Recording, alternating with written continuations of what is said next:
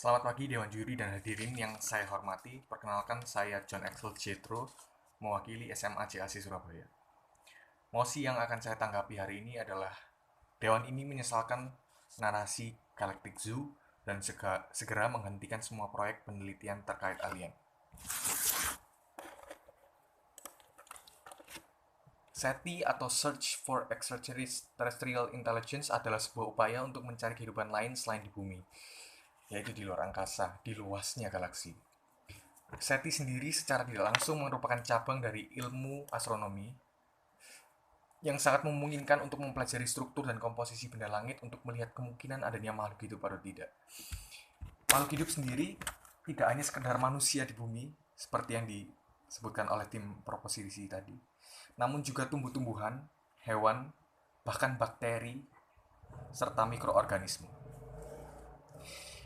Dilansir dari independentco.uk, pada tahun 2018 ilmuwan menemukan bakteri di bawah tanah, di bawah 600 meter di bawah tanah, di Spanyol.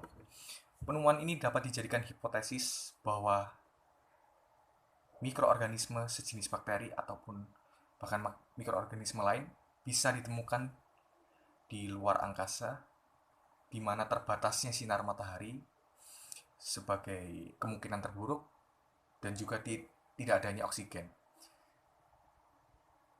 Atas dasar penemuan ini, ilmuwan dan astronot terus lebih lagi mengencarkan riset atau penelitian tentang bagaimana kemungkinan mikroorganisme atau makhluk hidup di luar angkasa. Mereka juga telah membawa beberapa jenis bakteri ke luar angkasa untuk menguji ketahanan dan kemungkinan adanya kehidupan di luar angkasa. Tentunya penelitian-penelitian ini sangatlah berguna. Dengan adanya kemajuan dari penemuan-penemuan yang ada, jika kita ingin berpikir lebih ekstrim lagi, kita tahu bahwa banyak ilmuwan sekarang yang sedang mencari planet yang dapat ditinggali manusia. Mulai dari yang terdekat, planet Mars, yang sedang diteliti oleh perusahaan milik Elon Musk, yaitu SpaceX, dan sampai yang paling jauh pun, yaitu planet Kepler 452b yang jaraknya 1402 tahun cahaya dari bumi.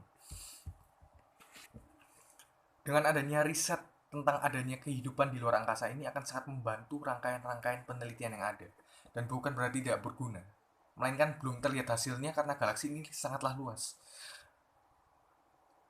Dan di tahun 1977,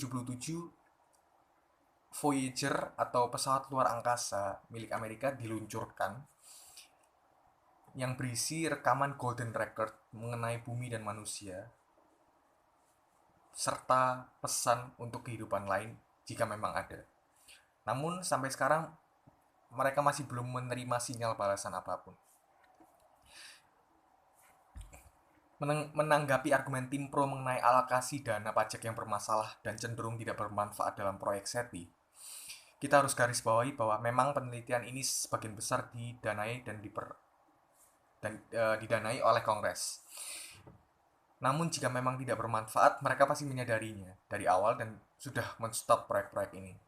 Namun seiring berjalannya waktu terbukti bahwa pendanaan yang dilakukan oleh Kongres terhadap aktivitas atau proyek-proyek penelitian terhadap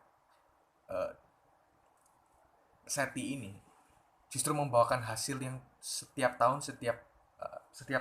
justru semakin baik dan memberi banyak informasi baru.